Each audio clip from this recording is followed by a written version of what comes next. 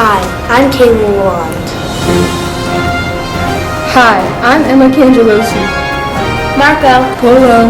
Breaking news on Marco Polo. We have Sage and Sophia live with Marco Polo. To Sophia.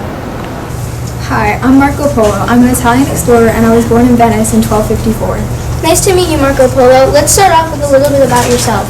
Well, my name's Marco Polo. I was born in Venice, Italy, back in September of 1254.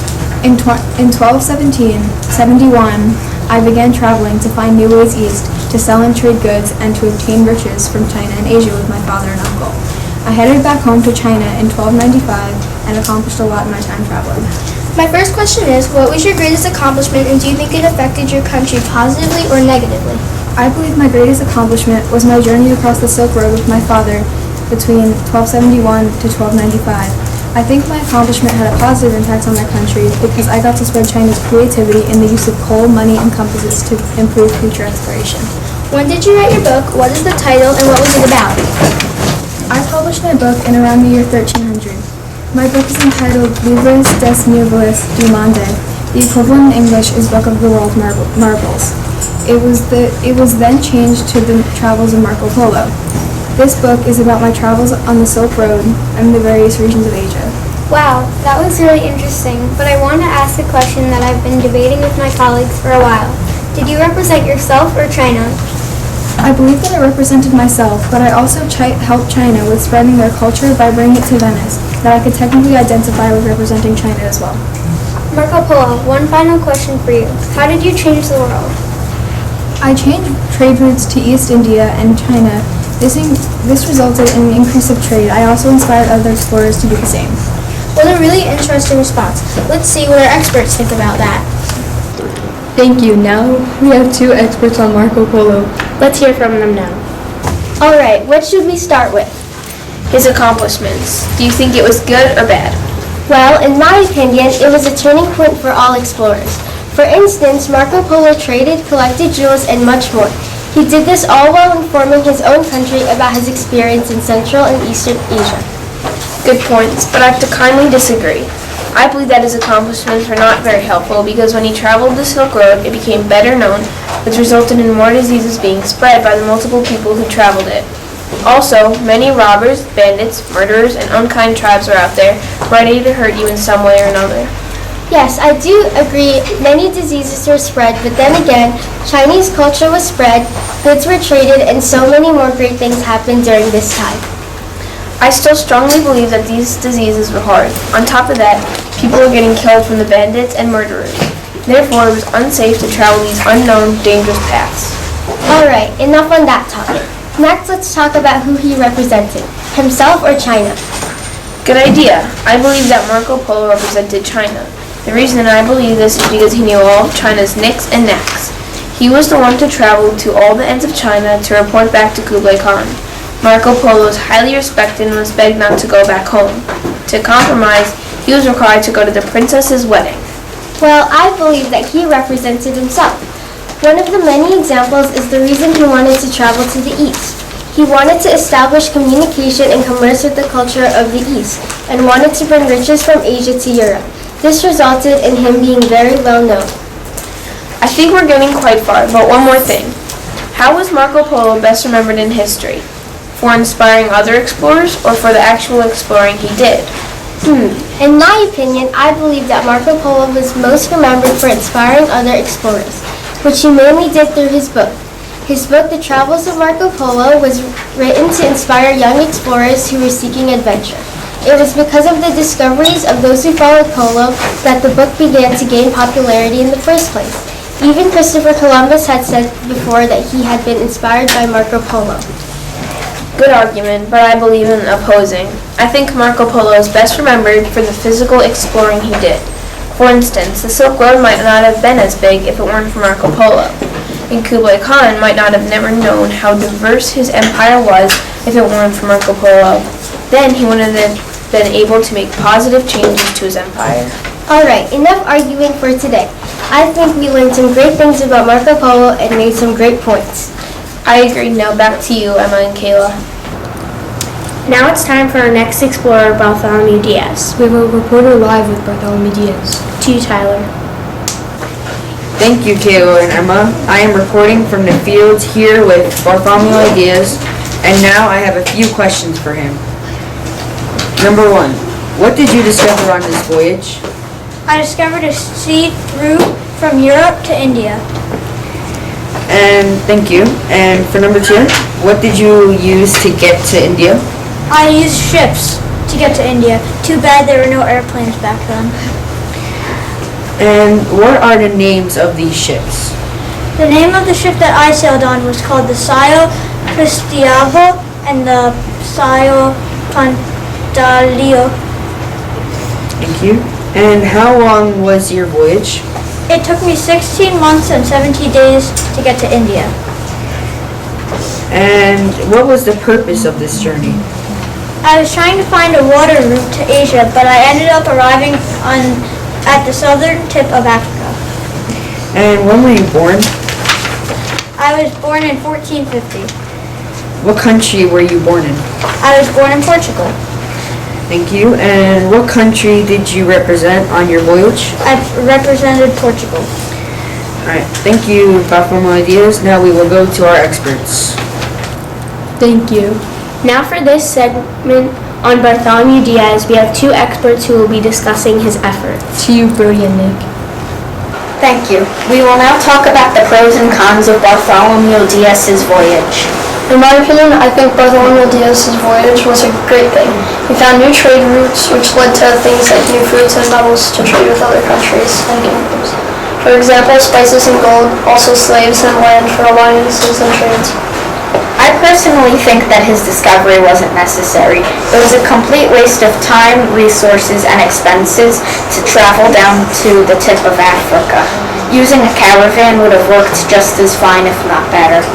But it wasn't a waste of time, expenses and time, because Portugal found many new trade routes for their money to go towards. They also used these trade routes to their advantage and got many new resources from it. There were many dangerous storms along the way, and some foul luck could have easily uprooted this entire plan. These storms may also prevent future sailors from taking this route. The effort we made to find a new way to trade with a country we can already reach by using a worse method is, of course, utterly useless. I do not personally think that it was dangerous. If it was dangerous, many things would have gone bad. At least nothing went wrong, so what's there to fight about? Thank you. Now back to you, Kayla and Emma. Thank you. That's all we have on Bartholomew Diaz. Up next, we have Christopher Columbus.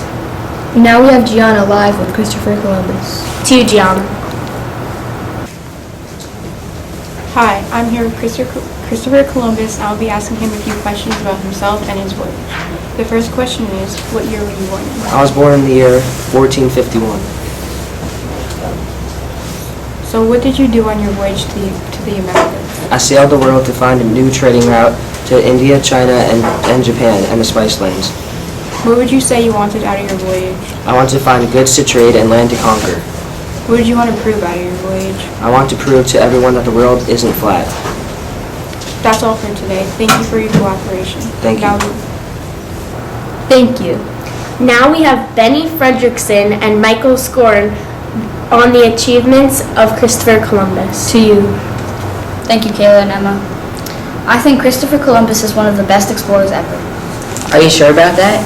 During the Columbian Exchange, Christopher Columbus brought many diseases, such as malaria, smallpox, flu, typhus, whooping cough, and measles.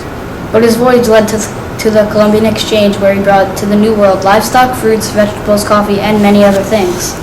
Also, Christopher Columbus enslaved the natives and punished them with death and loss of limbs. He also found the Americas, which allowed people to start new lives. And to add on to that, his first day in the New World, he ordered 6 natives to be seized. Well, I guess he is kind of a hero and a villain. Yeah, I agree. Back to you.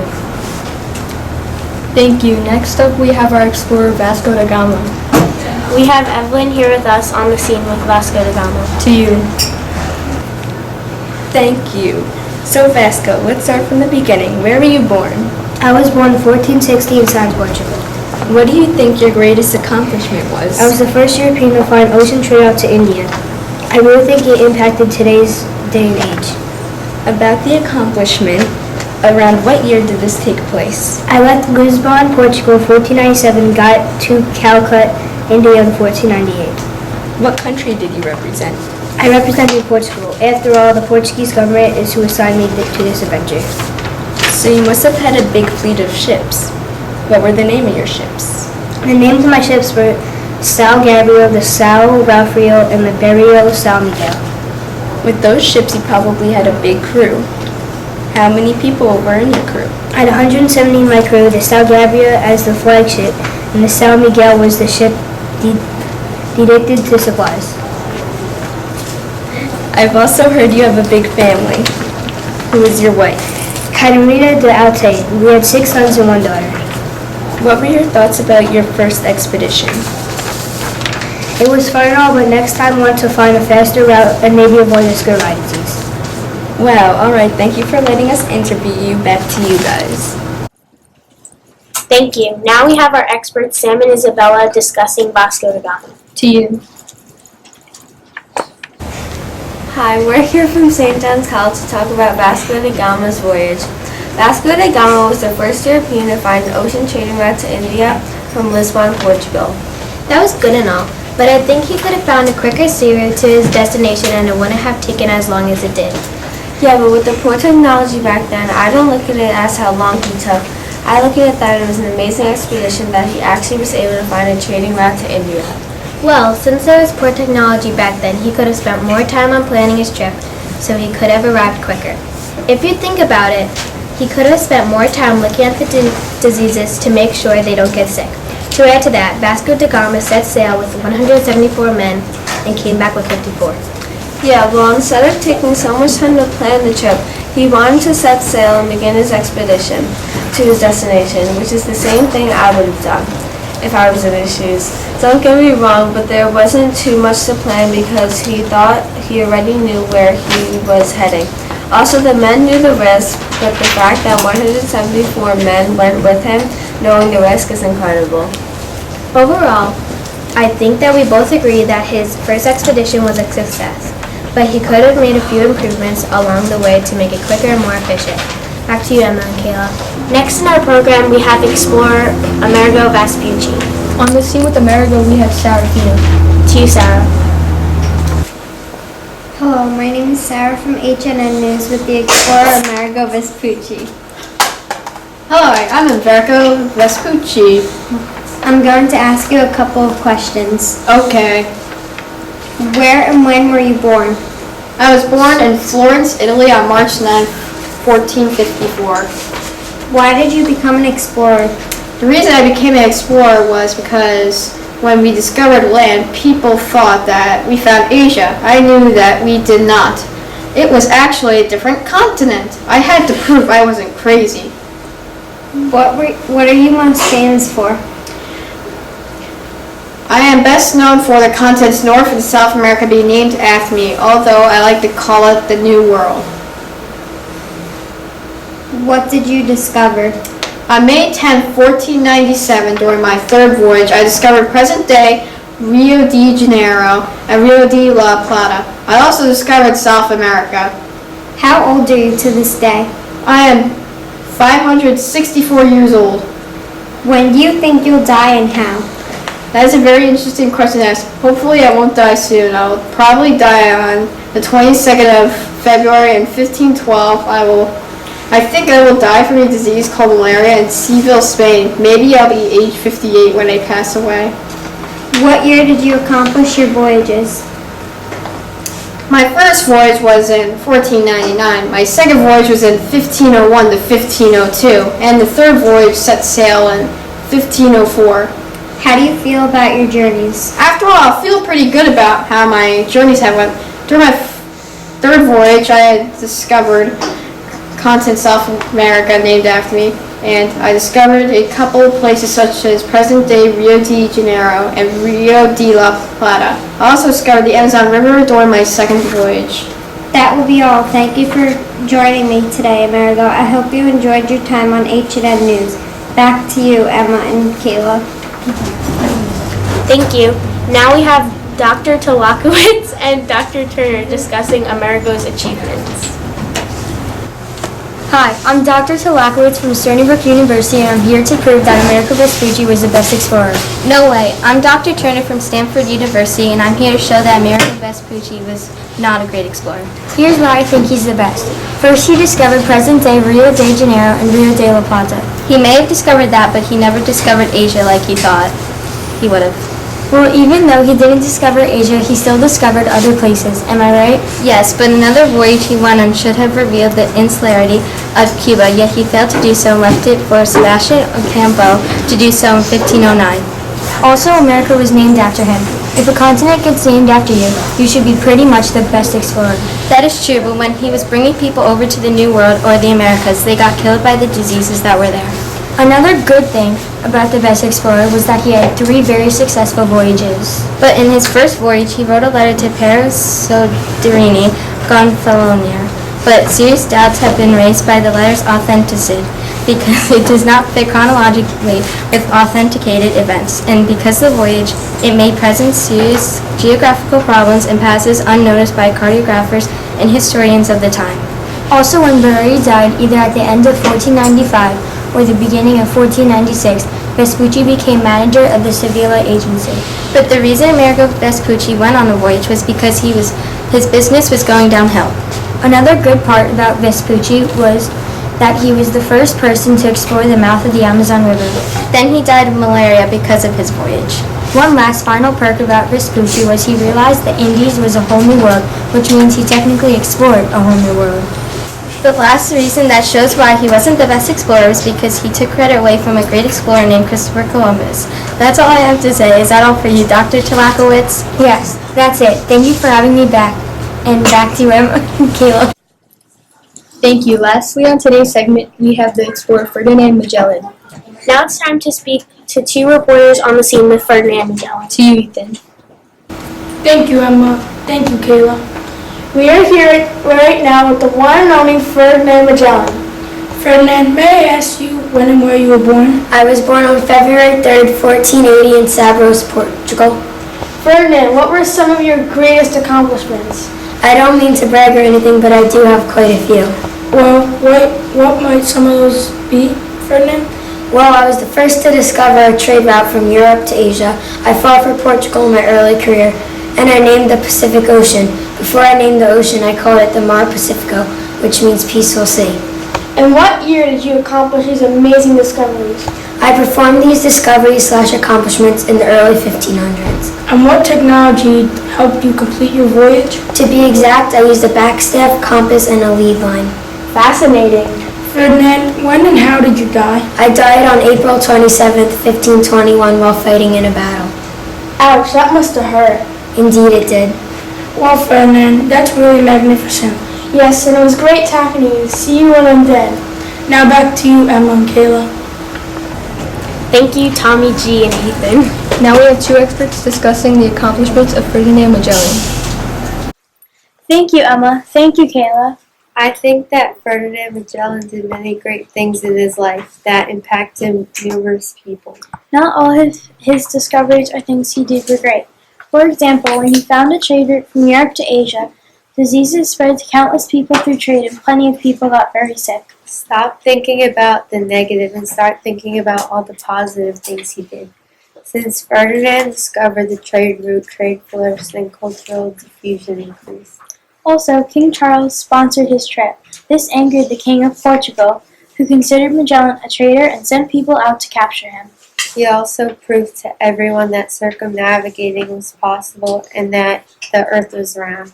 On his journey, he spread Christianity to the people he met because he and his crew were Christians. All good things have bad things. When some people didn't convert their religion to Christianity, Ferdinand threatened to kill them. He also burned down a village in the Philippines. Today, we have reviewed the positive and negative effects of Ferdinand Magellan's journey and accomplishments. I think that we both had some pretty good points of discussion, don't you? I agree. Mr. Ferdinand Magellan was a very cool and complicated guy. That will be all for this part of the episode on Explorers. Back to you in the studio. Good night. Thank you for watching HNN News. Stay tuned for next month's segment where we will discuss the difference in production between regular pencils and mechanical pencils. Thank you and good night.